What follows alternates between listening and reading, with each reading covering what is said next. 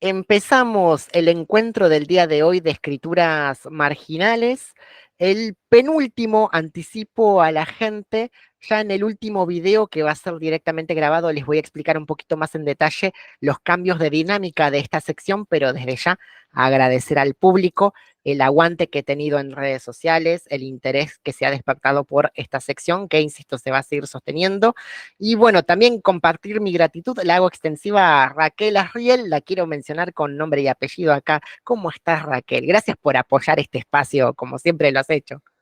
No, gracias a vos la idea es magnífica que tuviste de llevarnos al conocimiento de escritores que para mí muchos eran desconocidos y ver la maravilla de lo que escribieron. Eso es una cosa que impagable para mí.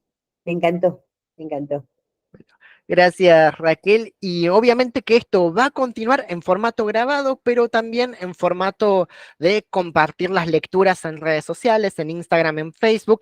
La idea de escrituras marginales no es tirarles novelas encima a la gente para que se las lean sin interés y a las prisas, sino que justamente compartir narrativa breve como la que tenemos el día de hoy para consagrar este mes de abril dedicado a una temática muy insólita que es el canibalismo, y para esto elegimos un cuento de Silvina Ocampo, una autora que prácticamente hoy en día no necesita presentación, pero cuya escritura nos conduce al cuento Malva, publicado en el libro Los días de la noche en el año 1970. Un cuento bastante excéntrico, incluso para los registros habituales a los que nos tiene acostumbrados Silvina Ocampo, muy conocida por su narrativa breve, aunque incursionó en otros géneros, por ejemplo, la poesía, pero el caso Ocampo es bastante particular. Antes de avanzar con el relato propiamente dicho, quiero recapitular parte de lo que dice la crítica, porque así como Ocampo fue muy marginada en su momento en vida, posteriormente hubo una revalorización de su obra y hubo perspectivas críticas muy interesantes, por ejemplo, la de Silvia Molloy, una autora y crítica preeminente en el ámbito argentino, donde ella analiza la cuestión de lo sugerente en el texto de Silvina Ocampo, en su escritura, y la cuestión de la exageración. Hay cuentos en su libro Viaje Olvidado donde se destaca muchísimo la crueldad de los niños, escenarios de extrema violencia de niños hacia los adultos o de niños presenciando distintas violencias que se ejercen los adultos entre sí.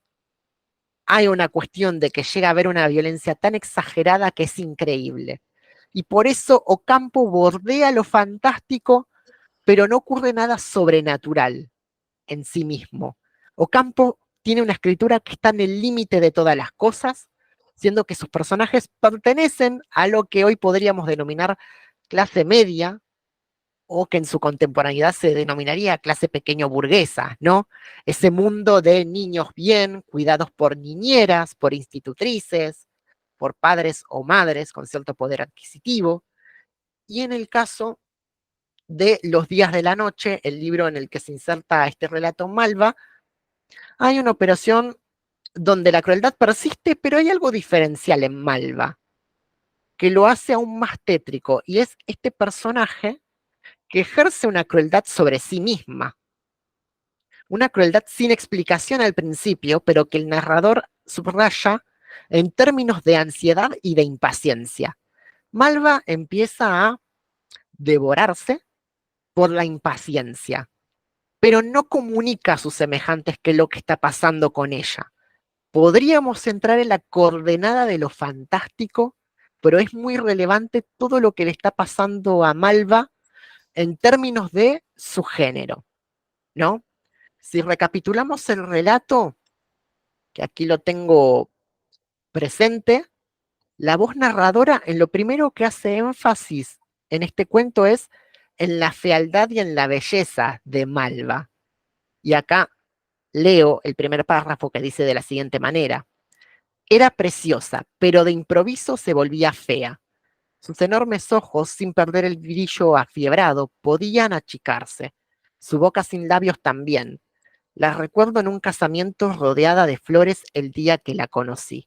Pobre Malva López. Como en las cabinas de transmisiones, en las paredes de su dormitorio había corcho. Como en las ciudades muy frías, géneros rellenos de guata.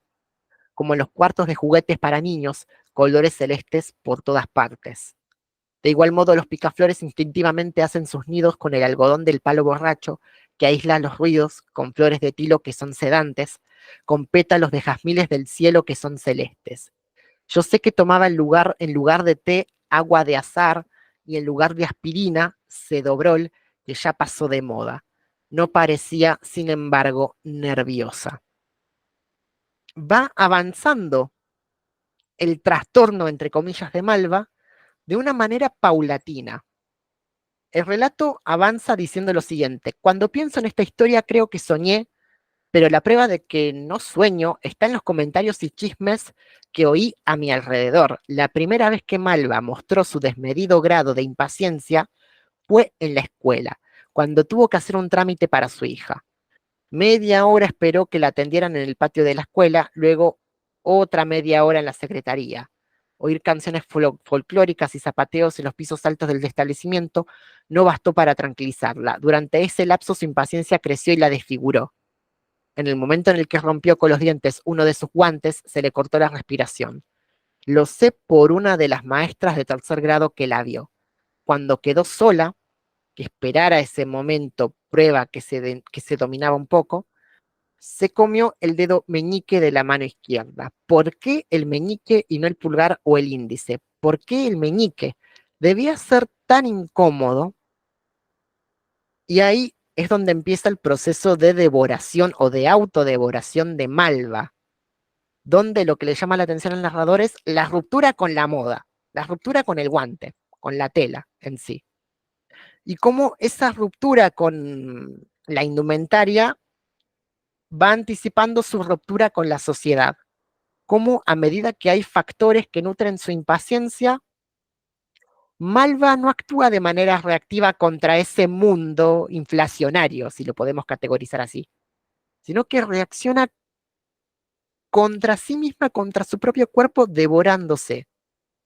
Y es interesante, y creo que eso es lo que obedece al orden fantástico de este relato, es el hecho de que a pesar de las mutilaciones, Malva sigue participando de una vida social activa, hasta el momento de su muerte, donde incluso la muerte se puede poner en duda desde la perspectiva del narrador. Que eso es lo interesante. Malva termina desapareciendo, pero desaparecer no significa su defunción, no significa su muerte. Al día siguiente me anunciaron la muerte de Malva. Fui al velorio. Le habían cubierto la cara con un velo espeso. Supe que no habían tocado ningún objeto de su cuarto para que yo eligiera en memoria de ella el que más me gustaba. Me hicieron pasar. En el suelo quedaban aún las marcas de pasos mojados sobre la madera del piso que comunicaba con el cuarto de baño. Las miré atentamente. No creo que nadie la quisiera mucho. A mí se me cayeron las lágrimas. ¿Acaso uno quiere a las personas por sus cualidades morales? El cariño es un misterio. Y más tarde dice: debajo del velo que temblaba a la luz de los cirios no hallé nada, sino el horrible encaje tieso y blanco destinado a adornar a los muertos. Y concluye de esta manera: nunca sabré si Malva murió, si se destruyó íntegramente a mordiscos, si está encerrada en algún lugar de la ciudad o en selvas de Brasil, donde a veces sueño que se ha perdido después de huir en un barco. Esta ciudad no era para ella. Que terminara tan pronto de comer su propio cuerpo era humanamente imposible. La manera en cómo termina Malva como personaje tiene resonancias en el contexto en el que se está publicando el libro Los días de la noche, porque lo que está insinuando el narrador en ese contexto donde está en el velorio y sospecha de la muerte de Malva es, por ejemplo, la posibilidad de exilio, lo cual no es una cosa menor en los 70. Eso es muy importante. Cómo el orden de lo político, de una manera muy sutil, retorna a través de la imagen del velorio de Malva, donde para el narrador no murió, desapareció o se fue a otro lado, porque esta ciudad no era para ella. hay una cuestión ahí con la soberanía del propio cuerpo. ¿Por qué Malva desaparece? ¿Desaparece por el impulso de su propia impaciencia o desaparece porque es ella quien elige desaparecer? Hay una cuestión que se pone mucho en tensión, la idea de si nosotros tenemos que leer a Malva como una enferma mental o no. Porque se puede hacer esa lectura incluso freudiana y nefasta, ¿no? De la mujer histérica, ¿no? Que de hecho el discurso psicoanalítico y psiquiátrico se nutrió mucho del trabajo de Freud en el sentido de esta mujer trastornada es una histérica, que no tiene dominio de sí, hay que controlarla, hay que sedarla, hay que intervenir su cuerpo incluso farmacológicamente para que se controle. Y Malva no se controla, pero su descontrol no implica un desorden social. Su descontrol implica pronunciarse contra ese orden alejándose del mismo y volviéndose dueña de su propio cuerpo en algún punto. Y no me parece menor poder vinculando con las categorías que esgrimió el movimiento feminista en los últimos años. La idea de mi cuerpo, mi decisión, por ejemplo, que generalmente la pensamos en torno al aborto legal, seguro y gratuito, pero Malva, mucho antes de la marea verde, ya está diciendo mi cuerpo, mi decisión, aunque sea devorándoselo a sí misma, rompiendo el guante. Es una mujer que se desvía de la norma, se desvía de la normalidad, estamos de acuerdo en eso. Ahora, hay una línea muy fina entre considerarla una persona con manías o trastornos mentales específicos o una persona que está decidiendo sobre su propio cuerpo. Y Silvina Ocampo no lo define, sino que utiliza a un narrador que no termina de entender a Malva, además, un narrador que la juzga. Hay un momento donde el narrador llega a ser consciente de ese punto ciego, ¿no? Donde es incapaz de entender la condición de ese personaje Malva. Y hacia el final queda con la intriga el lector de si efectivamente creerle o no al narrador, porque lo que cuenta es tan increíble que ni él mismo se lo cree. Y él dice que duda de la propia realidad de la historia, pero que refuerza la idea de que es verdad gracias a los comentarios y chismes de otras personas. Es un narrador que ni él mismo se cree lo que está contando, de una mujer que se está devorando. Lo único indudable es que hay crueldad en la escritura de Silvina Ocampo. Los narradores dudan, los personajes dudan, pero eso que está ocurriendo y que vemos de manera incompleta está lleno de crueldad. Y es esa crueldad la que asoma en la escritura de Silvina Ocampo, en los cuentos por lo menos, no solamente de Malva, sino también de sus relatos anteriores. En el caso de Malva, lo que llama la atención es el énfasis sobre el cuerpo de la mujer. Eso es algo que no he visto tanto en otros relatos de ella, pero el extremo al que llega Malva de devorarse a sí misma, de consumirse. Y en algún punto, si llega a ese extremo, es porque ya es un personaje consumido por su propia realidad, por el agobio de la vida cotidiana, por las presiones sociales. Es esa una posible interpretación de lo que es la figura de Malva, e insisto mucho con poder leerla en su contexto de parte de Silvina Ocampo, que insisto, es una figura incluso muy marginada dentro del Grupo Sur, donde el propio Grupo Sur piensa lo fantástico en términos más transparentes, por ejemplo, la invención de Morel con Bioy Casares, o Borges con su eh, fantástico, muy barroco, muy extremo, eh, y en medio de todo eso, un fantástico más discreto, entre comillas, como es el de Silvina Ocampo, que es imposible de encasillar hasta el día de hoy. Este ejercicio de leer a Silvina Ocampo nos sirve para entender que nadie tiene la última palabra en el mundo literario. Uno puede hacer una lectura de Ocampo hoy, dentro de 10 años, puede leer el mismo texto y decir, ah, no, pero Ocampo también trabaja esto, ¿no? Y a medida que pasa el tiempo, uno puede hacer nuevas lecturas del mismo texto. Y creo que ese es el punto y la quinta esencia, ¿no? De escrituras marginales, el hecho de no solamente visibilizar a estos artistas que quedaron pateados o por fuera del canon, si se quiere, concluyo mi exposición, tenía mucho más, pero creo que eh, podemos dejarla aquí en cuanto a mi exposición. Raquel, si querés comentar qué fue lo que te pasó al leerlo, si querés compartir tus impresiones, bienvenido sea. Después de tanto que dijiste, me queda decir completamente de acuerdo. No, no, yo no lo veo como algo respecto al canibalismo, yo lo veo como un cuento feminista. Está detallando una mujer que está completamente sometida por las cadenas sociales, por lo que tiene que hacer. Fíjate que todos los trámites que hace, la ponen nerviosa a la escuela de la nena, que la demoran, cuando se ponen nerviosa esperando para comprar, que tiene que ver con todo, con la inflación, como vos dijiste, estoy de acuerdo con eso también.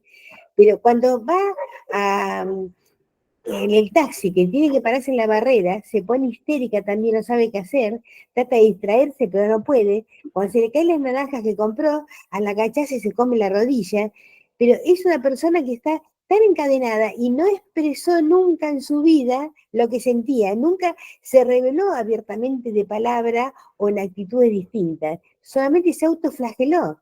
Y se autoflageló, ¿sabes por qué? Porque ella misma se sentía, le daba bronca ser así tan estúpida de no poder revelarse de ninguna manera, y al no revelarse, sería. Y después se ve la rebeldía ella también, que dice que ella le gustaba usar malla, estar bien elegante, con vestido de fiesta, escotados, todo, y dejó de usarlo porque se mordía todo, estaba toda lastimada, pero resulta de que también es una forma de esa, de morderse para no seguir ese canon de belleza, está en la vidriera que existía en la sociedad. Es tremendo, pero es así. Ella es una pobre mujer, muestra el sometimiento de la mujer por más clase social, porque él decía en un momento que una mujer que no le faltó nunca de nada, que no era que trabajando se había estimado el dedo ni nada. Aparentemente tenía todo, pero no tenía la libertad como ser humano, como ser vivo. No tenía libertad de decisión, nada. Imagínate de que ella por eso no hablaba. ¿Qué iba a hacer? Seguía lo que tenía que hacer. Y esa rebeldía la hacía autoflagelarse, porque no se decidía a romper todas esas barreras. Y voy al final, por ejemplo, cuando ella está hablando que se mordió, ¿te acordás que se mordió el hombro, que se dio vuelta con una contorsionista, parecía? Había un embajador, había gente muy importante. El marido la sacó fuera de aquí directamente y salió diciendo que estaba enferma y al día siguiente murió. ¿Cómo murió al día siguiente? Como dice al final del libro, no tuvo tiempo de comerse el dedo que le faltaba, el hombro que le faltaba, nada. ¿Dónde está? ¿Por qué no estaba el cuerpo? Y ahí habla de los desaparecidos también, no solamente la profanación. No estaba el cuerpo. Entonces, que el marido le metió un loquero, le daban shock eléctricos o le dieron shock eléctricos, se la pusieron una camisa de fuerza, que es lo que se estilaba en esa época. ¿Qué hicieron con ella? Se la sacó del medio porque no la aguantó más. Siendo que ella, con toda la sumisión que tenía, era como para ser aguantada dentro del medio también. Y se sentía tan mal internamente, al no poder vencer ese oprobio que tenía, toda esa cosa oprobiosa que le tiraban, y se autoflagelaba la pobre mujer. Y yo pienso que es feminista más que canibalista este cuento. Este cuento porque habla de la realidad de infinidad de mujeres, de infinidad, ¿eh? Que siga habiendo infinidad de mujeres así. Que o estás dentro del sistema, o si vos pensás distinto y querés y no te animás a hacerlo, ¿qué haces? Te ruís. ¿Por qué tantas mujeres terminan en loquero? ¿Por qué tantas mujeres terminan en loquero? Porque en vez de buscar el motivo por qué están así, no, ya no sirve, ya está loca, sacámelo de encima. Y a ella la sacaron de encima también, aunque hoy no especifica nada, el hecho de que no estuviera en el cajón, y que justo el día anterior el marido la sacó afuera, te da mucho que ver el machismo también, ¿eh? La determinación sobre la vida de la mujer, sobre la vida, no solamente por su forma de vida, sino también sobre la vida. Por eso que ella no la encuentra. Y ahí mismo dice, el personaje, el que cuenta, el narra el cuento, dice, no sé, ¿se habrá muerto? ¿Estará en algún lugar? Como comentaste vos antes, en Brasil, en algún lado, o es mucho peor estar viva. Ay, y ahí venimos a las mazmorras de las torturas y todo eso, llegamos a esa conclusión. ¿Estará viva? ¿Y en qué condiciones está viva? Si que todo el mundo cree que está muerta. No, es tétrico al final, ¿eh? tétrico, y todo es tétrico. Porque ella, pues empieza primero comiendo cosas que no la van a ver, dice que no la vean, pero llega un momento que no puede más. ¿Cómo va a hacer para comerse todo? Es imposible, por más conocedita que sea, no podía.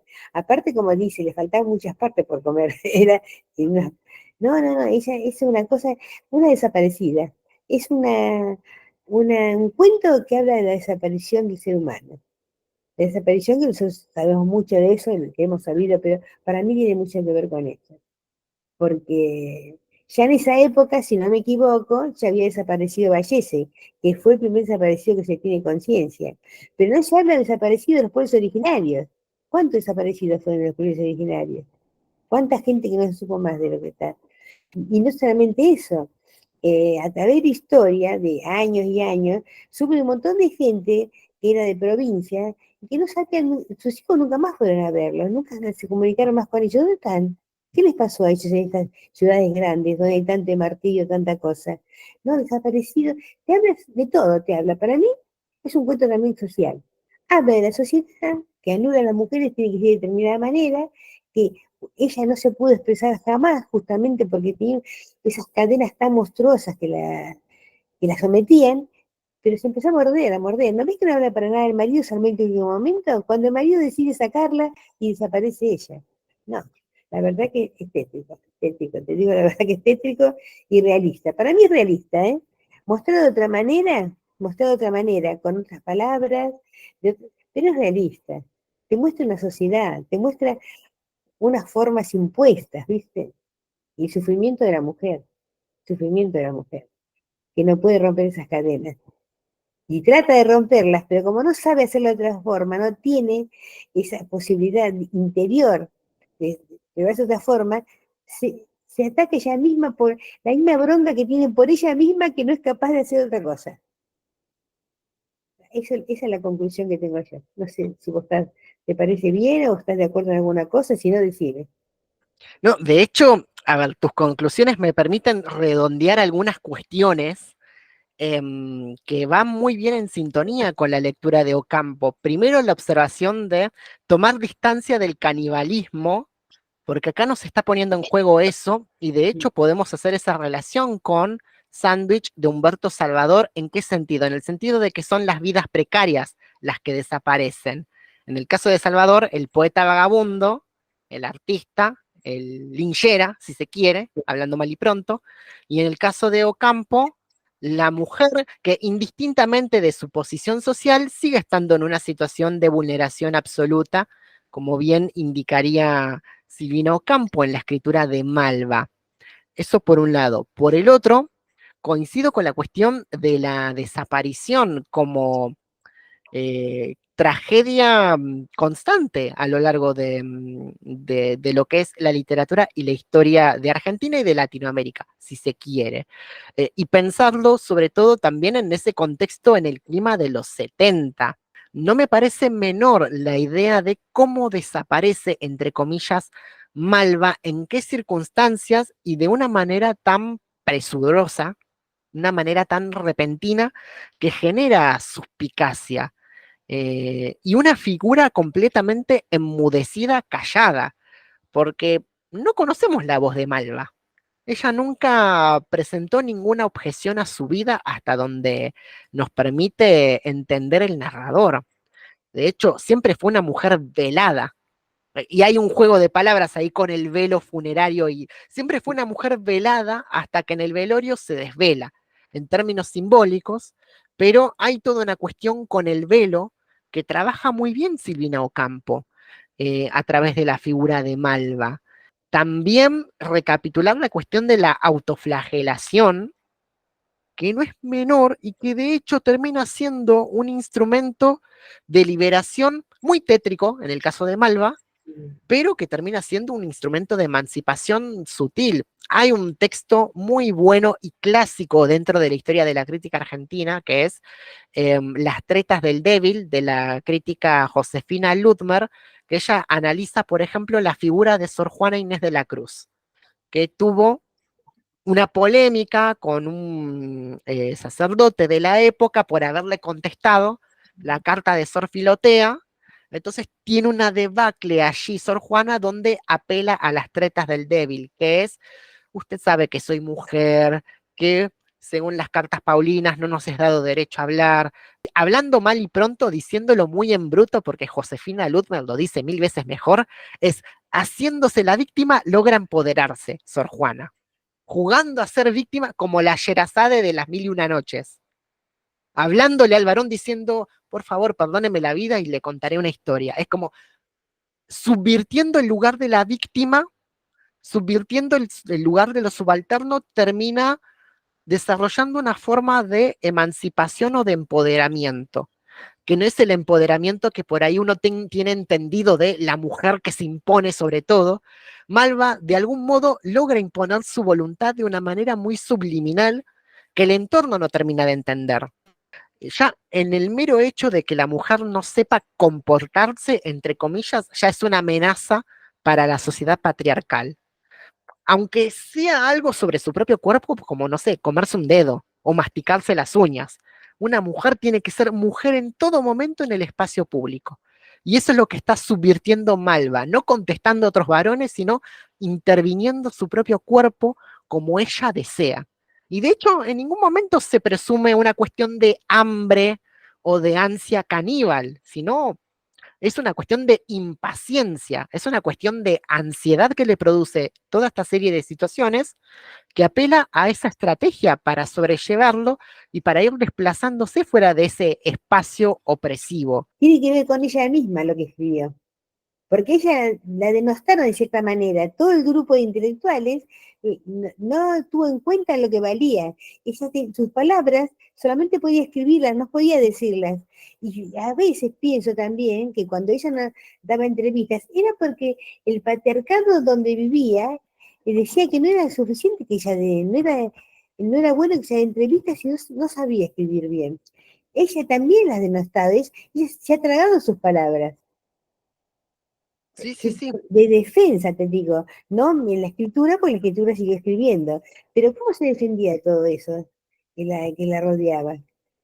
Trataron de decir que ella no era buena, ella la han agredido por todos lados, tiene una buena situación económica, como sea, pero ahí estaba el machismo matercado y lo ha sufrido en carne propia. Y en carne propia se autoflagelaba Malva. Sí, sí, tal cual. Es esos procedimientos de autoflagelación que de hecho, si uno se pone a pensar, recorren las figuras autorales femeninas de Latinoamérica. Todo el tiempo hay una sociedad patriarcal a lo largo de la historia de la literatura que les dice a las mujeres, ustedes escriben mal. Y por eso las mujeres apelaron a otros procedimientos históricos como publicar de manera anónima, O como ponen publicar... un nombre masculino, se ponían. Exacto, tal Sí. cual. Y en algún punto Malva, el cuento dialoga con eso, con esas lógicas operatorias de censura. Hablar de censura no es menor hoy en día, pero sí el hecho de que en la sociedad patriarcal la mujer ya nace censurada en algún punto, restringida a determinados roles. Como Malva desarrolla tácticas, desarrolla tretas para rebelarse de manera solapada ante ese orden moderno. Y también, esta es una conexión que no había pensado hasta ahora, ¿no? La figura de Storni, si se quiere, ¿no? Hay reverberaciones de eso. El hecho de decidir que no quiero estar en un hospital, que quiero Claro, afrontar la muerte en el mar. sí. ¿No? Es un caso por ahí muy extremo y muy tétrico, pero Malva dialoga perfectamente con ese imaginario de mujeres que, acorraladas ante una circunstancia irreversible, eligen ellas cómo desaparecer. Suena feo, suena horrible y tétrico, pero llegan momentos en la vida de algunas mujeres donde lo único que, el mayor acto de libertad para ellas es elegir cómo desaparecer, como lo hace Malva, o incluso como lo hace Storni, también puede hacer esa relación. Sí, sí, sí, completamente de acuerdo. Storni murió, eligió morir en el lugar que más amaba, no en cualquier lugar. Eligió. Y la vida trató de elegirlo de todo, por eso tuvo tantos problemas. Ella siempre fue una rebelde, siempre eligió su forma de vida. Y gracias a esas mujeres rebeldes, es que todos los movimientos que hay ahora, es a los sufrimientos de tantas mujeres que se rebelaron y fueron muy acosadas, muy discriminadas por eso. todo. La verdad que Storni, yo siempre pienso, eligió el lugar que amaba. Totalmente, totalmente. Y bueno, es impresionante cómo a partir de la lectura de este cuento, de un solo cuento de Ocampo, disparamos varias lecturas, varias constelaciones, varias asociaciones, y en parte estar en letras y estar en proceso de lectura es eso, es poder hacer asociaciones, no solamente entre otros textos, sino también con la realidad que nos circunda. Hoy en día las opresiones se perpetúan ya no de maneras tan sutiles. Ahora hay un discurso de ultraderecha que quiere combinar la figura de las mujeres a espacios más reducidos. Ya ha trascendido la noticia de que se ha eliminado la obligatoriedad de la paridad de géneros en los trabajos, en los Mm. espacios laborales. Entonces, no es menor pensar el cuento Malva en relación a lo que está circundándonos hoy en día y en relación a esos discursos arcaicos y patriarcales que vuelven a querer imponer restricciones a las libertades, ya que tanto se habla de libertad, ¿no? Entonces también no me parece menor volver a leer a Ocampo, que tuvo una escritura prolífica, impresionante en cuanto a cuentos. Y por eso, para mí, tener estos espacios como escrituras marginales u opiniones marginales en general es muy importante porque nosotros mismos ahora tenemos que seguir discutiendo qué es lo que queremos leer, cómo lo leemos, qué queremos visibilizar. Romper un poco también con ese porteñocentrismo, porque también tengo entendido de que hay autores maravillosos a lo largo del país, así que no nos quedemos con ese porteñocentrismo, no nos quedemos con el eurocentrismo, y visibilicemos escrituras como justamente las de Ocampo, que si bien tenía una posición determinada dentro de ese campo cultural, escribió de una manera lo suficientemente excéntrica para ser marginada. Y hoy en día hay una, no digo una obligación, pero sí una deuda histórica en visibilizar las escrituras no solamente de Ocampo, sino también darle una relectura a Victoria Ocampo, que más allá de sus divisiones personales con Silvina o su posición de clase, fue una figura del feminismo muy fuerte en su época, reivindicar a otros personajes como Salvadora Medina Rubia, que se enfrentó al gobierno de Uriburu, ni más ni menos, reivindicar a personajes como Juana Manso, Juana Manuela Gorriti, la cantidad de mujeres escribientes a lo largo de nuestra historia es impresionante. Silvina Ocampo fue una de ellas y marcó todo un paradigma y un modo de leer y escribir que hoy tiene que seguir siendo revalorizado, no solamente por el mero hecho de que sea mujer, sino porque su aporte genuino nos permite entender que se puede escribir y leer más allá de lo fantástico, más allá de lo realista, y que la literatura puede yuxtaponerse a las crueldades que nos atraviesan. Y esa como mi gran conclusión, no sé Raquel si querés agregar algo más, pero tus intervenciones sí me permiten redondear todo esto que es la vastedad de la producción de Silvina Ocampo. Y lo único que puedo decir que su cónyuge era escritor como ella, y había una competencia ahí. Eso también la marcó. La competencia de él, de denostar que estaba mal lo que ella hacía, era una competencia machista. Eso también, si se hubiera casado con una persona que no hubiera sido del medio literario, hubiera sido distinta, hubiera sobresalido más. Aparte también tenía la hermana que la competían. Era como que estaba cercada ella también ahí. Solo le quedaba morderse un poco. Tal cual, tal cual. Solo le quedaba morderse y también parte de nuestro deber es que ninguna escritora se vuelva a morder como se mordió Silvina Ocampo. Ese es el gran debate que tenemos que dar, Exacto, no exacto. solamente como profesionales, sino también como escritores, como argentinos, crear las condiciones donde podamos seguir compartiendo y promocionando las escrituras, sea en la Feria de la Rural, sea en las ADE, sea en los espacios que tengamos que dar esta clase de discusiones, que nadie más se vuelva a morder, que nadie más se vuelva a consumir en sí mismo como le pasó a Silvina, porque de ser así nos seguimos perdiendo muchas escrituras excepcionales.